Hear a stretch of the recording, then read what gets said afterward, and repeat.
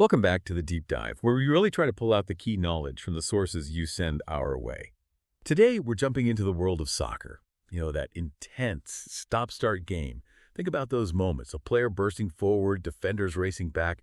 It's all about sprints, not just one, but repeated sprints again and again, all match long. Absolutely critical stuff. Now, for ages, training dogma has been all about specificity. Train like you play, yeah. Want to sprint faster in a match? Do sprints in training. Simple. But what if sometimes a more, let's say, general training approach could work just as well?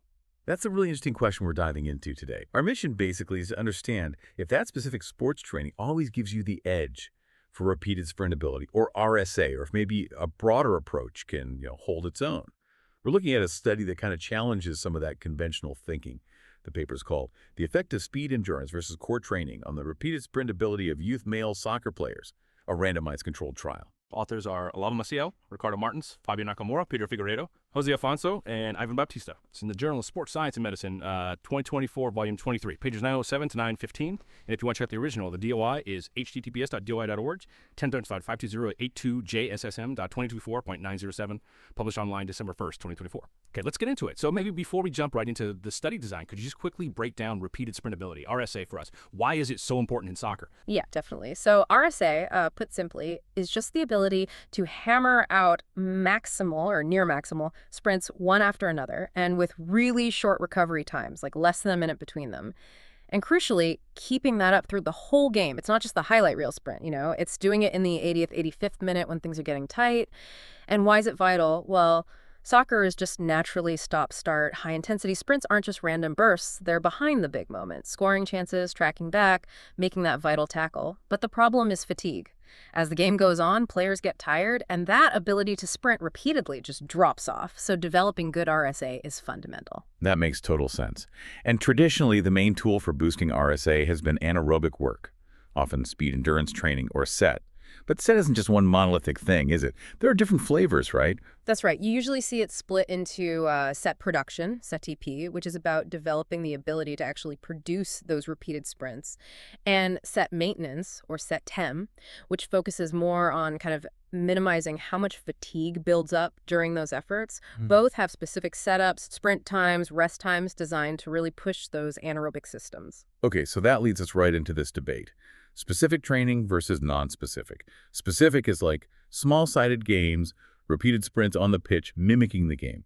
Non-specific is more general physical prep weights, plyos, or, like in this study, core training. Exactly. And what's really interesting and maybe a bit counterintuitive is that while specific stuff often shows bigger RSA gains, there's this growing body of work suggesting that non-specific training, like core work, can actually boost performance too. Things like power, speed, maybe not by directly mimicking the sprint, but by improving, say, stability or how efficiently force is transferred through the body, which it turns out is pretty important for sprinting powerfully. Right. And coaches face this practical issue too, don't they?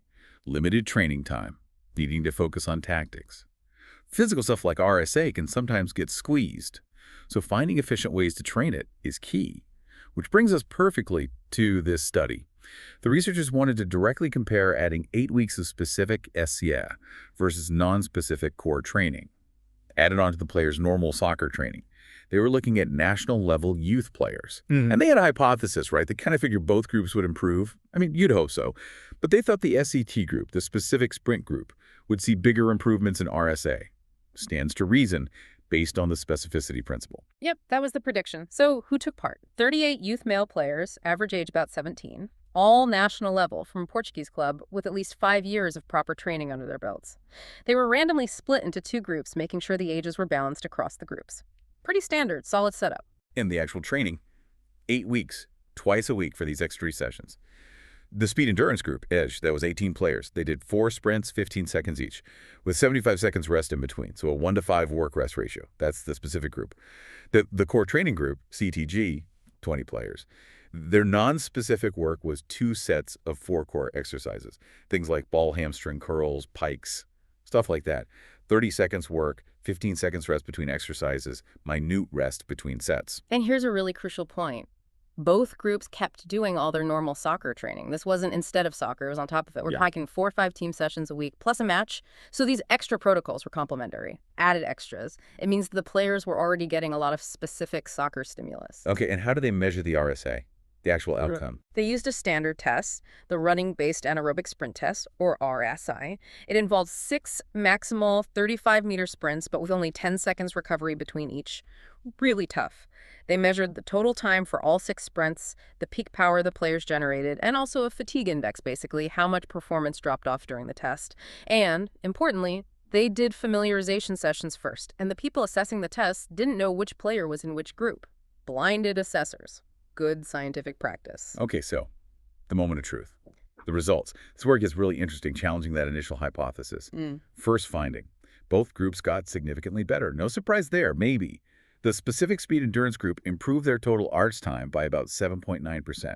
But get this, the non-specific core training group improved theirs by 8.0%. Practically identical. And both showed what the researchers called large magnitude effects, basically. Substantial improvements in overall RAS performance, peak power, and resisting fatigue. Yeah, that's the big headline. Despite the hypothesis that specificity would rule, there was no statistically significant difference between the groups. The specific training wasn't superior to the general core training in improving RSA in these players over these 8 weeks. Wow, okay. So that really flies in the face of specificity is king. Why do you think that happened? Why would general core work be just as good as specific sprint training for, well, sprinting repeatedly? It's a great question. And the authors themselves suggest a couple of possibilities. One major factor could be the relatively low volume of the extra training, 2 sessions a week, fairly short duration. It's possible that with this kind of low dose, the type of training stimulus maybe matters less than just providing some extra stimulus. Perhaps if they'd done, say, 3 or 4 sessions a week or longer sessions, maybe then the specific nature of the set would have started to show a bigger advantage. And the other thing, which we mentioned, is the backdrop of their regular soccer training. These players were already doing tons of running, sprinting, jumping, highly specific work just as part of their normal routine. So that ongoing training likely drove a lot of the improvement in both groups. These extra sessions were like the icing on the cake, and maybe both types of icing added a similar benefit on top of that already strong base. And that core training mechanism you mentioned, the torque transfer. Can you elaborate a bit? How does a stronger core help you sprint faster? Yeah, think of your core, your abs, your back, your hips as the central link in your body's chain. When you sprint, power generates from your legs, but it has to transfer effectively through your torso to your upper body for efficient arm drive and overall movement. A stronger, more stable core acts like a rigid bridge for that power transfer. Less wobble, less energy leakage. It means more of the force your legs produce actually goes into propelling you forward, and it helps stabilize you during those rapid, forceful movements. Reduces wasted energy, basically. That makes sense, like trying to fire a cannon from a canoe versus solid ground. Exactly. Good analogy. The stable core is the solid ground. Okay, so bringing this back to the practical side, what does this mean for, say, a youth soccer coach listening right now? If core training is just as good, should they ditch the speed endurance drills? Whoa, no, definitely not ditch them. That's not the message here. Specific training is still vital for technique and context, but what the study does give coaches is flexibility. It suggests that for these kinds of low-volume complementary sessions, both approaches, specific set and non-specific core work, seem to be effective for improving RSA. So given they got similar results, a coach could potentially alternate between them, maybe do a block of core work, then a block of set. This could help keep training fresh, maybe boost player motivation because it's not the same old grind, cater to different player needs, all potentially without sacrificing those RSA gains. And even small gains in RSA, boosted by just 10-15 minutes of extra work twice a week, can make a real difference in those tight matches. But like any study, we need to consider the limitations, right? What might temper these findings or suggest areas for more research? Absolutely, and the authors are upfront about this. The biggest limitation, probably, is the lack of a true control group, meaning a group that only did the regular soccer training and nothing extra. Without that, we can't be 100% certain that the improvements weren't just due to the regular training itself or maturation, especially in youth players. The added sessions likely helped, but we can't quantify exactly how much compared to doing nothing extra. Also, the final sample size was a little smaller than they'd initially planned for, which can sometimes affect the statistical power to detect smaller differences. And the study was done in season. These players were already fit, already training hard. You often hit diminishing returns, then it gets harder to make big improvements when you're already near your peak. So the fact they did improve is notable, but maybe gains would look different preseason. Got it. So those are important caveats. What do the authors suggest for future research based on this? Well, definitely including that passive control group, the soccer training only group, to really isolate the effect of the added interventions. They also suggested exploring higher training volumes. Would the results change if they did 3 sessions a week or longer sessions? Maybe specificity does become more important at higher doses, and also getting more detail on the players themselves, perhaps different positions or maturity levels, respond differently to these types of training. More nuance. Okay, so wrapping this up, this deep dive into Maciel and colleagues' work gives us a really fascinating insight. The headline finding: adding low-volume speed endurance training was basically just as good as adding low-volume core training for improving RSA in these young elite players. It really suggests that maybe, just maybe, for these kind of supplementary low-dose sessions, strict specificity isn't the be-all and end-all we might have assumed. And perhaps the bigger takeaway here isn't just about set versus core. Maybe it's about the value of any consistent, well-planned supplementary training, even if it's low volume. It suggests coaches have options, can be creative, maybe make training more varied and engaging without necessarily losing out on physical development. That's quite a powerful thought, isn't it?